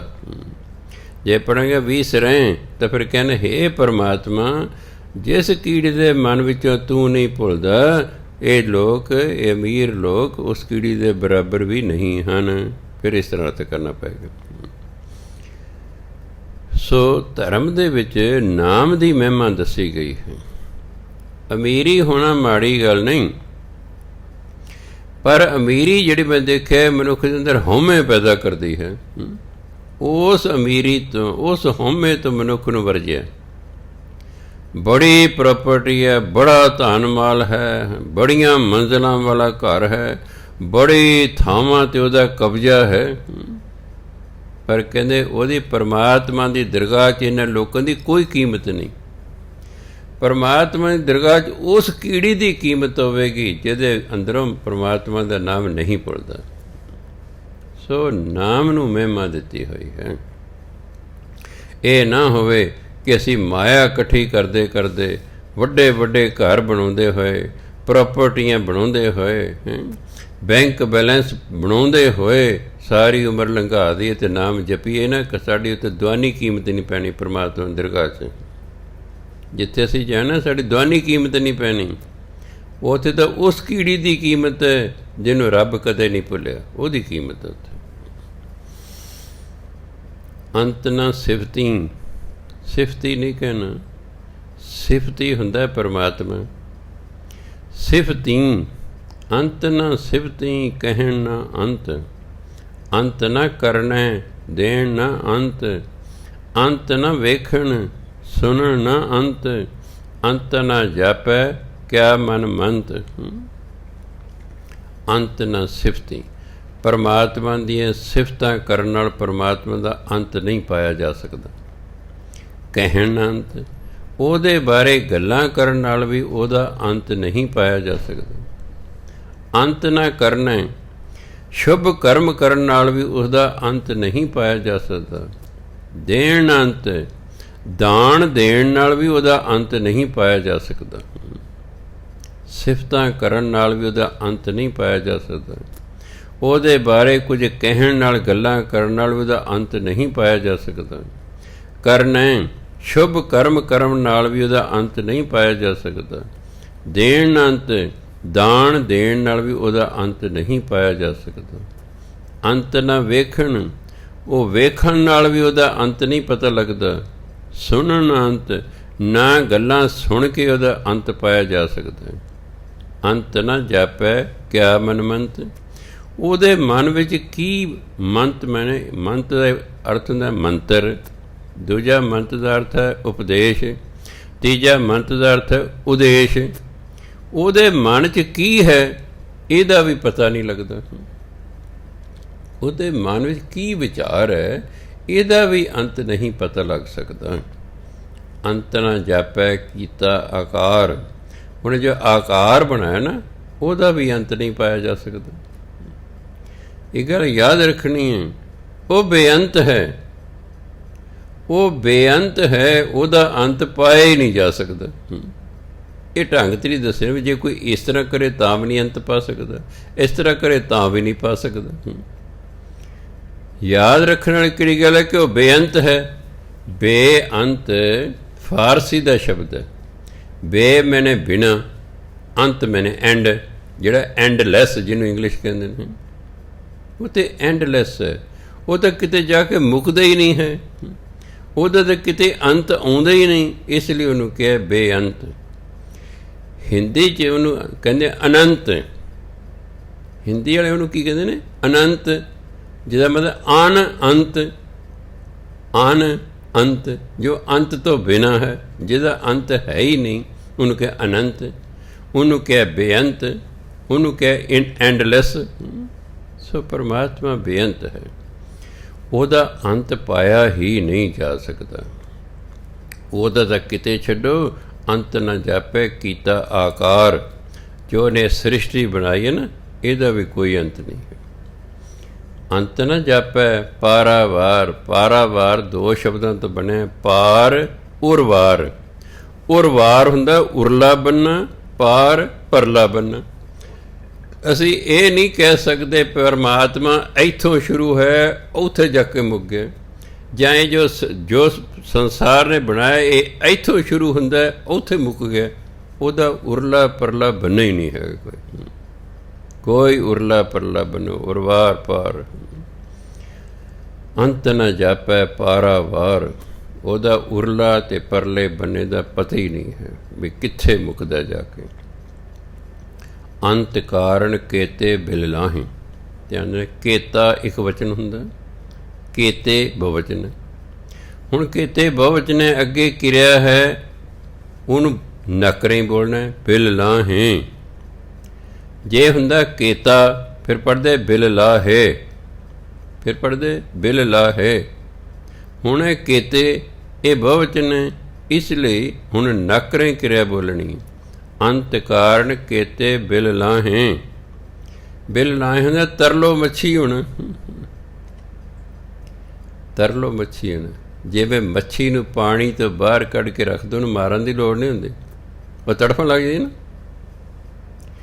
ਮੱਛੀ ਨੂੰ ਮਾਰਨ ਦੀ ਲੋੜ ਨਹੀਂ। ਮੱਛੀ ਦੇ ਜੀਵਨ ਦਾ ਆਧਾਰ ਪਾਣੀ ਹੈ। ਉਹ ਪਾਣੀ ਤੋਂ ਬਿਨਾਂ ਜਿਉਂਦੀ ਹੀ ਨਹੀਂ ਰਹਿ ਸਕਦੀ, ਜਿਵੇਂ ਅਸੀਂ ਹਵਾ ਤੋਂ ਬਿਨਾਂ ਜਿਉਂਦੇ ਨਹੀਂ ਰਹਿ ਸਕਦੇ। ਸਾਡਾ ਮੂੰਹ ਬੰਦ ਕਰ ਲੈ ਕੋਈ ਚੰਗੀ ਤਰ੍ਹਾਂ ਅਤੇ ਨੱਕ ਬੰਦ ਕਰ ਲੈ, 1 ਜਾਂ 1.5 ਮਿੰਟ 'ਚ ਅਸੀਂ ਮਰ ਜਾਵਾਂਗੇ। ਨਾ ਮੂੰਹ ਰਾਹੀਂ ਸਾਨੂੰ ਕੋਈ ਸਾਹ ਲੈਣ ਦੇਵੇ, ਨਾ ਨੱਕ ਰਾਹੀਂ ਲੈਣ ਦੇਵੇ, ਦੋਨੋਂ ਸਾਡੇ ਬੰਦ ਕਰ ਦੇ। ਸਾਨੂੰ ਕੁੱਟਣ ਮਾਰਨ ਦੀ ਲੋੜ ਨਹੀਂ, ਕਤਲ ਕਰਨ ਦੀ ਲੋੜ ਨਹੀਂ, ਕੋਈ ਹਥਿਆਰ ਮਾਰਨ ਦੀ ਲੋੜ ਨਹੀਂ ਨਾ। ਬਸ ਮੂੰਹ ਬੰਦ ਕਰ ਦਿਓ, ਨੱਕ ਬੰਦ ਕਰ ਦਿਓ, 2 ਮਿੰਟ ਦੇ ਅੰਦਰ ਬੰਦਾ ਮਰ ਜਾਏਗਾ, ਕਿਉਂਕਿ ਸਾਡੀ ਜ਼ਿੰਦਗੀ ਦਾ ਆਧਾਰ ਆਕਸੀਜਨ ਹੈ। ਹਵਾ 'ਚ ਆਕਸੀਜਨ ਹੁੰਦੀ ਹੈ। ਜਦੋਂ ਹਵਾ ਹੀ ਨਹੀਂ ਅੰਦਰ ਗਈ ਤਾਂ ਅਸੀਂ ਮਰ ਜਾਵਾਂਗੇ, ਅਸੀਂ ਤੜਫਣ ਲੱਗ ਜਾਵਾਂਗੇ। ਇਸ ਤਰ੍ਹਾਂ ਮੱਛੀ ਦੇ ਜੀਵਨ ਦਾ ਆਧਾਰ ਪਾਣੀ ਹੈ, ਉਹਨੂੰ ਪਾਣੀ ਤੋਂ ਬਾਹਰ ਕੱਢ ਦਿਓ, ਤੜਫ ਤੜਫ ਕੇ ਮਰ ਜਾਏਗੀ। ਇਹ ਹੈ ਬਿਲ ਲਾਹੇ, ਤਰਲੋ ਮੱਛੀ ਹੋਣਾ। ਅੰਤ ਕਾਰਨ ਕੇਤੇ ਬਿਲ ਲਾਹੇ। ਕਿੰਨੇ ਹੀ ਪਰਮਾਤਮਾ ਦਾ ਅੰਤ ਜਾਣਨ ਲਈ ਤਰਲੋ ਮੱਛੀ ਹੋ ਰਹੇ ਨੇ, ਪਰ ਉਹਨਾਂ ਨੂੰ ਅੰਤ ਨਹੀਂ ਲੱਭ ਰਿਹਾ।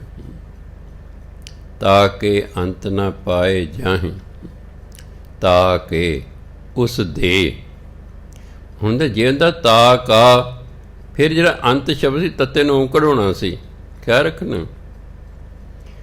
ਜੇ ਤੱਤੇ ਨੂੰ ਔਂਕੜ ਹੁੰਦਾ ਤਾਂ ਅੰਤ ਇੱਕ ਵਚਨ ਹੋਣਾ ਸੀ, ਫਿਰ ਇੱਥੇ ਹੋਣਾ ਸੀ ਤਾ ਕਾ ਅੰਤ। ਇਹ ਤਾ ਕੇ ਉਸ ਦੇ ਅੰਤ, ਅੰਤ ਇੱਥੇ ਬਹੁਵਚਨ ਹੋ ਗਿਆ ਹੁਣ, ਇਸ ਲਈ ਤੱਤੇ ਨੂੰ ਔਂਕੜ ਨਹੀਂ ਹੈ। ਤਾਂ ਕਿ ਅੰਤ ਨਾ ਪਾਏ ਜਾਹੇ, ਉਸ ਦੇ ਕਿਸੇ ਵੀ ਚੀਜ਼ ਦਾ ਅੰਤ ਨਹੀਂ ਪਾਇਆ ਜਾ ਸਕਦਾ। ਜਿਨ੍ਹਾਂ ਕੁਛ ਬਣਾਇਆ ਉਹਨਾਂ ਦੇ ਅੰਤ ਨਹੀਂ ਪਾਏ ਜਾ ਸਕਦੇ। ਵੀ ਜੇ ਧਰਤੀ ਹੈ ਜੀ ਇੱਥੇ ਜਾ ਕੇ ਜਿਹੜਾ ਸ੍ਰਿਸ਼ਟੀ ਖਤਮ ਹੋ ਗਈ ਹੈ, ਫਲਾਣੀ ਚੀਜ਼ ਇੱਥੇ ਜਾ ਕੇ ਖਤਮ ਹੋਆ ਕਰੇ ਨਾ, ਕੋਈ ਅੰਤ ਨਹੀਂ। ਇਸ ਲਈ ਉਹਦੇ ਅੰਤਾਂ ਨੂੰ ਪਾਇਆ ਹੀ ਨਹੀਂ ਜਾ ਸਕਦਾ, ਕਿਉਂਕਿ ਇੱਥੇ ਅੰਤ ਬਹੁਵਚਨ ਹੈ। ਇਸ ਲਈ ਜਾਹੇ ਨੂੰ ਕੀ ਪੜਾਂਗੇ? ਜਾਹੇ। ਜਾਹੇ ਇੱਕ ਵਚਨ ਹੁੰਦਾ, ਜਾਂਦਾ ਹੈ। ਜਾਹੇ ਜਾਂਦੇ ਹਨ, ਉਹਦੇ ਅੰਤ ਪਾਏ ਹੀ ਨਹੀਂ ਜਾਂਦੇ। ਇਹ ਅੰਤ ਨਾ ਜਾਣਾ ਕੋਈ, ਇਹਨੂੰ ਇਹੋ ਨਹੀਂ ਪੜ੍ਹਨਾ, ਧਿਆਨ ਦੇਣਾ। ਇਹ ਤੋਂ ਬਾਅਦ ਅੰਤ ਸ਼ਬਦ ਹੈ। ਅੰਤ ਤੱਤੇ ਨੂੰ ਔਂਕੜ ਲੱਗਾ ਹੋਇਆ ਹੈ। ਅੰਤ ਇੱਕ ਵਚਨ ਹੈ, ਇਸ ਲਈ ਅੰਤ ਤੋਂ ਜਿਹੜਾ ਪਹਿਲਾ ਸ਼ਬਦ ਹੈ ਉਹ ਵੀ ਇੱਕ ਵਚਨ ਹੈ। ਇੱਕ ਵਚਨ ਲਿਖਣ ਲਈ ਹਾਹੇ ਨੂੰ ਔਂਕੜ ਲਾਇਆ ਹੋਇਆ ਹੈ, ਇਹ ਬੋਲਣ ਲਈ ਨਹੀਂ ਹੈ ਔਂਕੜ। ਇਹ ਦੱਸਦਾ ਹੈ ਕਿ ਅੰਤ ਜਿਹੜਾ ਹੈ ਉਹ ਇੱਕ ਵਚਨ ਹੈ, ਇਸ ਲਈ ਇਹ ਅੰਤ ਨਾ ਜਾਣਾ ਕੋਈ ਇਹ ਨਹੀਂ ਕਹਿ ਸਕਦਾ ਕਿ ਇਸ ਦਾ ਇਹ ਅੰਤ ਹੈ। ਇਹ ਨਹੀਂ ਕੋਈ ਕਹਿ ਸਕਦਾ ਪਰਮਾਤਮਾ ਦਾ ਇਹ ਅੰਤ ਹੈ, ਇਸ ਤਰ੍ਹਾਂ ਨਹੀਂ ਕੋਈ ਕਹਿ ਸਕਦਾ। ਇਹ ਅੰਤ ਨਾ ਜਾਣਾ ਕੋਈ, ਬਹੁਤਾ ਕਹੀਏ ਬਹੁਤਾ ਹੋਏ।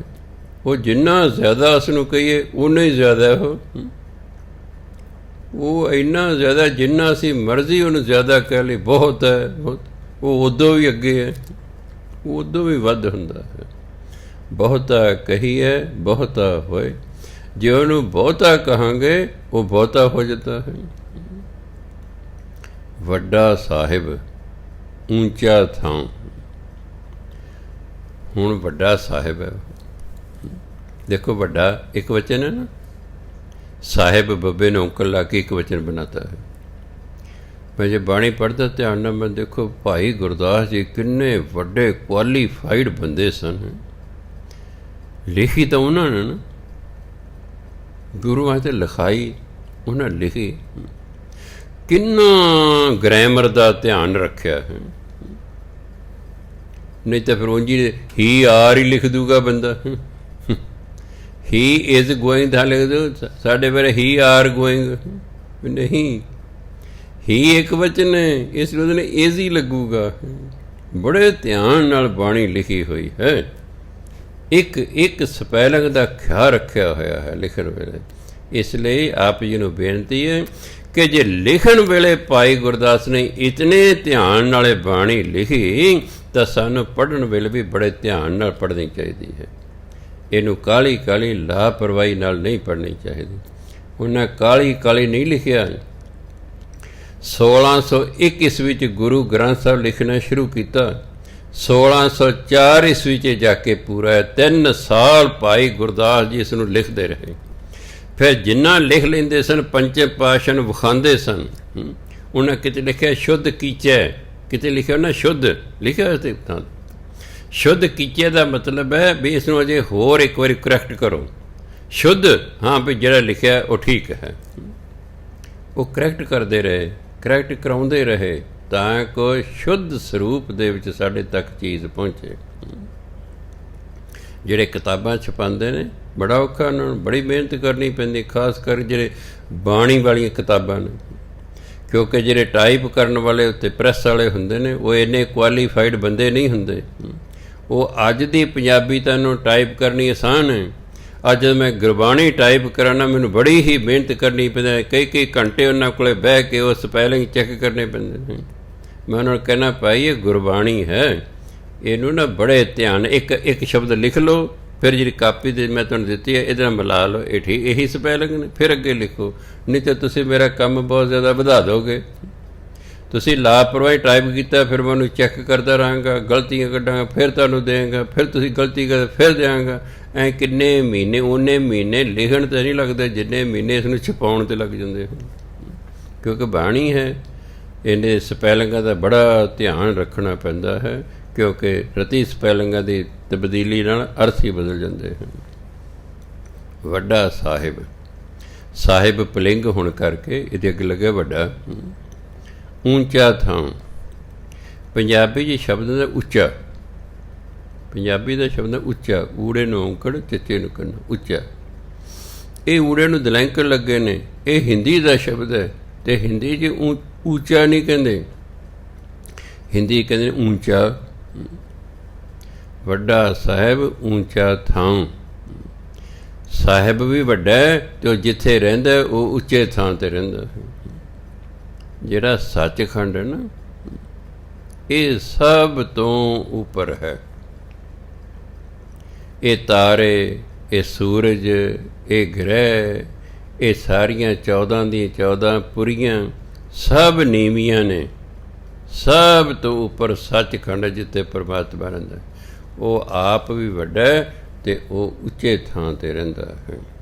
ਵੱਡਾ ਸਾਹਿਬ ਊਂਚਾ ਥਾਂ, ਊਂਚੇ ਉੱਪਰ ਊਂਚਾ ਨਾਂ। ਹੁਣ ਧਿਆਨ ਦੇਣਾ, ਪਰਮਾਤਮਾ ਵੱਡਾ ਹੈ, ਉਹ ਉੱਚੇ ਥਾਂ 'ਤੇ ਰਹਿੰਦਾ। ਊਂਚੇ ਉੱਪਰ, ਉਹ ਉੱਚੇ ਪਰਮਾਤਮਾ ਦੇ ਉੱਤੇ ਹੋਰ ਕੌਣ ਹੈ? ਗੁਰੂ ਨਾਨਕ ਦੇਵ ਜੀ ਨੂੰ ਇੱਕ ਵਾਰੀ ਪੁੱਛਿਆ ਗਿਆ ਵੀ ਮਹਾਰਾਜ ਜੀ, ਪਰਮਾਤਮਾ ਤੋਂ ਕੋਈ ਵੱਡਾ ਹੁੰਦਾ? ਕਹਿੰਦੇ ਹਾਂ ਹੁੰਦਾ। ਬੜੇ ਹੈਰਾਨ ਹੋ ਗਏ ਸੁਣਨ ਵਾਲੇ ਵੀ ਪਰਮਾਤਮਾ ਤੋਂ ਵੱਡਾ ਕੌਣ ਹੋਏਗਾ? ਕਹਿੰਦੇ ਜੀ ਪਰਮਾਤਮਾ ਤੋਂ ਵੱਡਾ ਕੌਣ ਹੈ? ਕਹਿੰਦੇ ਪਰਮਾਤਮਾ ਤੋਂ ਵੱਡਾ ਉਹਦਾ ਨਾਂ ਹੈ। ਤੁਸੀਂ ਨਾਮ ਜਪੋ, ਤੁਸੀਂ ਪਰਮਾਤਮਾ ਨੂੰ ਕਾਬੂ ਕਰ ਲਓਗੇ, ਤੁਹਾਡੇ ਹੱਥ 'ਚ ਪਰਮਾਤਮਾ ਆ ਜਾਏਗਾ।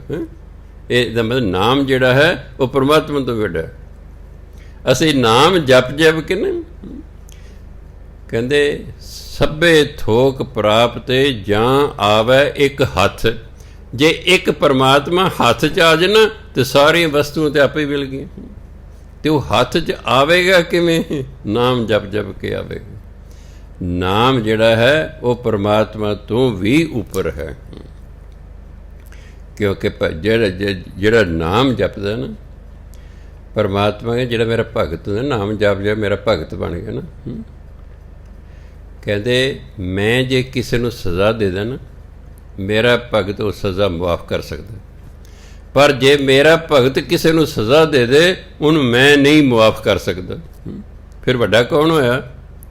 ਪਰਮਾਤਮਾ ਭਗਤ ਵੱਡਾ ਹੋਇਆ ਨਾ, ਸਤਿਕਾਰ ਦਿੱਤਾ ਆਪਣੇ ਭਗਤ ਨੂੰ। ਇਸ ਤਰ੍ਹਾਂ ਪਰਮਾਤਮਾ ਕਹਿੰਦਾ ਮੈਨੂੰ ਜੇ ਤੁਸੀਂ ਵਸ 'ਚ ਕਰਨਾ ਤਾਂ ਇੱਕੋ ਢੰਗ ਹੈ, ਮੇਰਾ ਨਾਮ ਜਪੀ ਜਾਓ। ਕਿਉਂਕਿ ਪਰਮਾਤਮਾ ਨਾਲੋਂ ਪਰਮਾਤਮਾ ਦਾ ਨਾਮ ਵੱਡਾ ਹੈ। ਊਂਚੇ ਉੱਪਰ ਊਂਚਾ ਨਾਮ, ਉਸ ਉੱਚੇ ਪਰਮਾਤਮਾ ਤੋਂ ਵੀ ਉੱਚਾ ਉਸ ਦਾ ਨਾਮ ਹੈ। ਨਾਮ ਉਸ ਤੋਂ ਵੀ ਉੱਚਾ ਹੈ। ਜੇ ਨਾਮ ਨੀਵਾਂ ਹੁੰਦਾ ਤਾਂ ਅਸੀਂ ਨਾਮ ਜਪ ਕੇ ਉਹਨੂੰ ਕਿਵੇਂ ਹਾਸਲ ਕਰ ਸਕਦੇ ਸੀ? ਨਾਮ ਉਸ ਤੋਂ ਉੱਚੇ, ਇਸ ਲਈ ਨਾਮ ਜਪ ਕੇ ਅਸੀਂ ਉਹਨੂੰ ਪ੍ਰਾਪਤ ਕਰ ਸਕਦੇ ਹਾਂ। ਏਵਡ ਉੱਚਾ ਹੋਵੇ ਕੋਈ, ਰੱਬ ਜਿੰਨਾ ਕੋਈ ਉੱਚਾ ਹੋਵੇ, ਏਵਡ ਇੰਨਾ ਵੱਡਾ, ਇੰਨਾ ਉੱਚਾ। ਪਰ ਰੱਬ ਜਿੰਨਾ ਜੇ ਕੋਈ ਉੱਚਾ ਹੋਵੇ, ਤਿਸ ਊਂਚੇ ਕੋ ਜਾਣੈ ਸੋਏ। ਉਹ ਫਿਰ ਉਸ ਉੱਚੇ ਪਰਮਾਤਮਾ ਨੂੰ ਜਾਣ ਸਕਦਾ ਜਿਹੜਾ ਰੱਬ ਜਿਹੜਾ ਉੱਚਾ ਹੋਵੇ।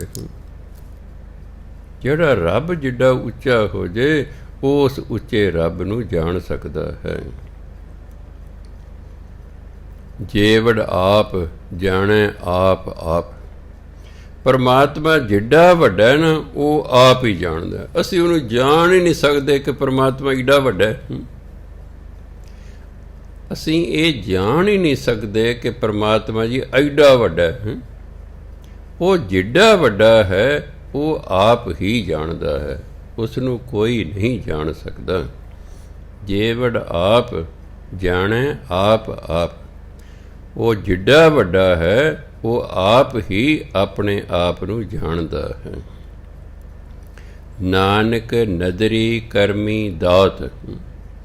ਜਿਹੜੀ ਇਹ ਦਾਤ ਹੈ ਨਾ ਨਾਮ ਜਪਣ ਦੀ, ਨਦਰੀ ਕਿਰਪਾ ਦ੍ਰਿਸ਼ਟੀ ਰਾਹੀਂ, ਕਰਮੀ ਬਖਸ਼ਿਸ਼ ਰਾਹੀਂ। ਨਦਰ ਕਿਰਪਾ ਦ੍ਰਿਸ਼ਟੀ ਨੂੰ ਕਹਿੰਦੇ ਨੇ, ਕਰਮ ਬਖਸ਼ਿਸ਼ ਨੂੰ ਕਹਿੰਦੇ ਨੇ।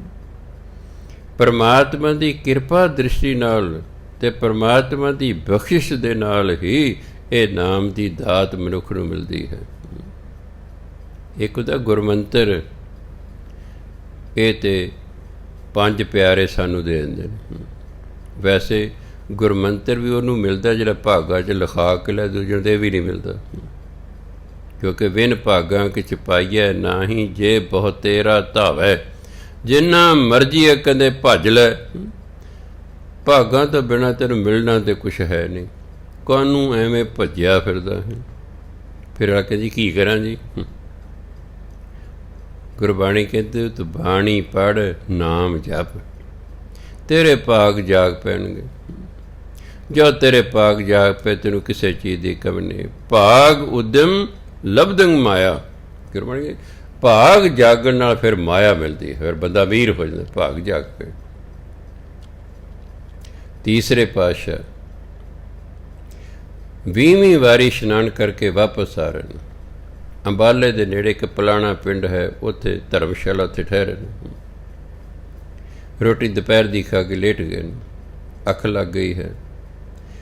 ਅੰਦਰੋਂ ਪੰਡਤ ਜੀ ਨਿਕਲੇ। ਉਹਨਾਂ ਦੇਖਿਆ ਵੀ ਇਹ ਮਹਾਂ ਬਜ਼ੁਰਗਾਂ ਦੇ ਪੈਰ 'ਚ ਨਾ ਪਦਮ ਹੈ, ਅਤੇ ਹਿੰਦੂ ਸ਼ਾਸਤਰਾਂ ਦੇ ਅਨੁਸਾਰ, ਜੋਤਿਸ਼ ਅਨੁਸਾਰ ਪਦਮ ਜਾਂ ਤਾਂ ਚੱਕਰਵਰਤੀ ਰਾਜਾ, ਜਿਹੜਾ ਬਹੁਤ ਵੱਡਾ ਰਾਜਾ ਹੋਵੇ, ਉਹਦੇ ਪੈਰ 'ਚ ਕਹਿੰਦੇ ਹੁੰਦਾ, ਅਤੇ ਜਾਂ ਫਿਰ ਬਹੁਤ ਵੱਡਾ ਸੰਤ ਹੋਵੇ, ਉਹਦੇ ਪੈਰ 'ਚ ਹੁੰਦਾ।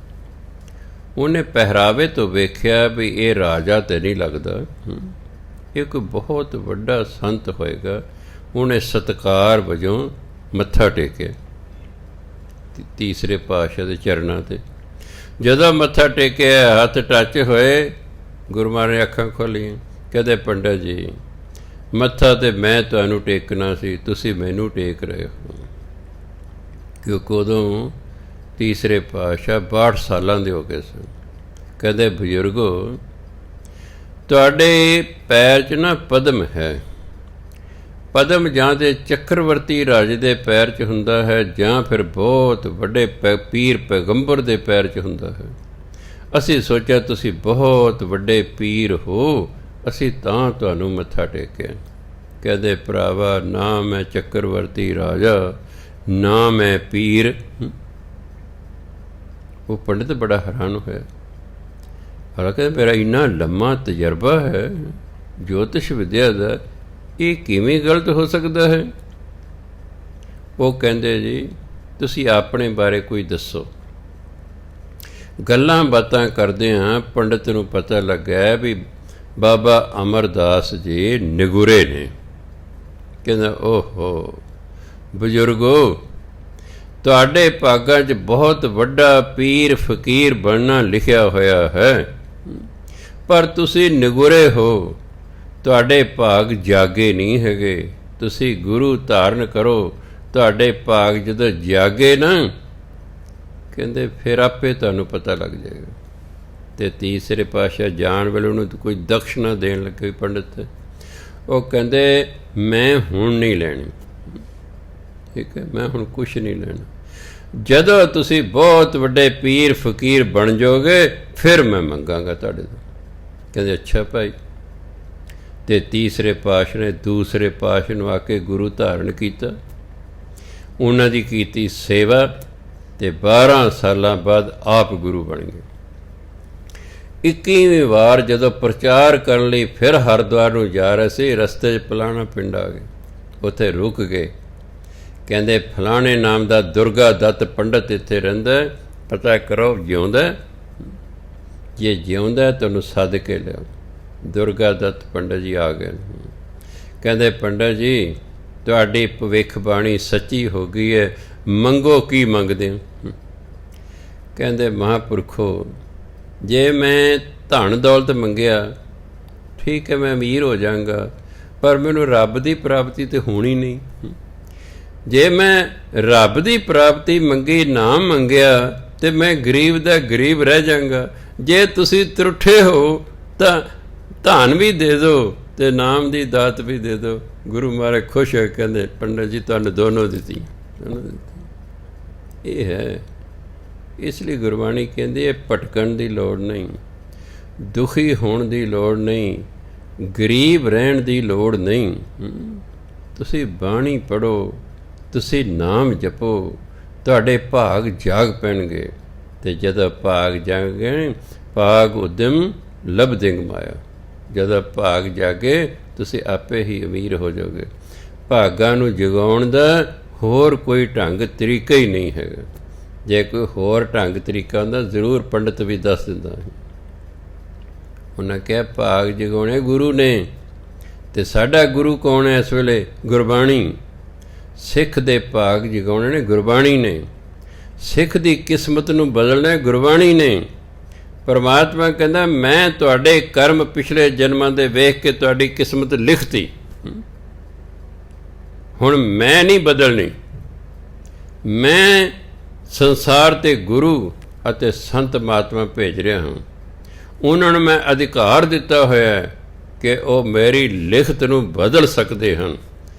ਅਗਰ ਤੁਸੀਂ ਮੇਰੀ ਲਿਖਤ ਨਾਲ ਸੰਤੁਸ਼ਟ ਨਹੀਂ, ਜੋ ਮੈਂ ਤੁਹਾਡੇ ਭਾਗਾਂ 'ਚ ਲਿਖਿਆ ਤੁਹਾਨੂੰ ਅਗਰ ਉਦੋਂ ਵੱਧ ਚਾਹੀਦਾ ਹੈ ਤਾਂ ਫਿਰ ਗੁਰੂ ਕੋਲੇ ਜਾਓ। ਜਦੋਂ ਸਾਡੇ ਗੁਰੂ ਸਰੀਰ 'ਚ ਸਨ, ਸਿੱਖ ਗੁਰੂ ਮਹਾਰਾਜ ਕੋਲੇ ਜਾਂਦੇ ਸਨ, ਆਪਣੇ ਦੁੱਖ ਲੈ ਕੇ ਜਾਂਦੇ ਸਨ, ਗੁਰੂ ਮਹਾਰਾਜ ਉਹਨਾਂ ਦਾ ਹੱਲ ਕਰਦੇ ਸਨ। ਅੱਜ ਸਾਡਾ ਗੁਰੂ ਗੁਰੂ ਗ੍ਰੰਥ ਸਾਹਿਬ ਹੈ, ਅੱਜ ਸਾਡਾ ਗੁਰੂ ਗੁਰਬਾਣੀ ਹੈ। ਜਿਵੇਂ ਗੁਰੂ ਸਰੀਰ ਰੂਪ 'ਚ ਸਿੱਖ ਦੀ ਕਿਸਮਤ ਬਦਲਦੇ ਰਹੇ, ਇਸ ਤਰ੍ਹਾਂ ਹੁਣ ਗੁਰਬਾਣੀ ਵੀ ਸਿੱਖ ਦੀ ਕਿਸਮਤ ਬਦਲਦੀ ਹੈ। ਸੋ ਆਪ ਜੀ ਨੂੰ ਬੇਨਤੀ ਹੈ, ਮਤ ਦੁਖੀ ਹੋਵੋ, ਮਤ ਗਰੀਬ ਰਹੋ, ਮਤ ਜ਼ਿੰਦਗੀ 'ਚ ਭਟਕੋ, ਬਾਣੀ ਪੜ੍ਹੋ, ਨਾਮ ਜਪੋ ਅਤੇ ਮੌਜ ਕਰੋ। ਬਾਕੀ ਤੁਹਾਡੀ ਮਰਜ਼ੀ ਹੈ। ਬਾਕੀ ਵਿਚਾਰਾਂ ਕੱਲ੍ਹ ਨੂੰ ਸਮਾਂ ਹੋ ਗਿਆ। ਵਾਹਿਗੁਰੂ ਜੀ ਕਾ ਖਾਲਸਾ, ਵਾਹਿਗੁਰੂ ਜੀ ਕੀ ਫਤਿਹ।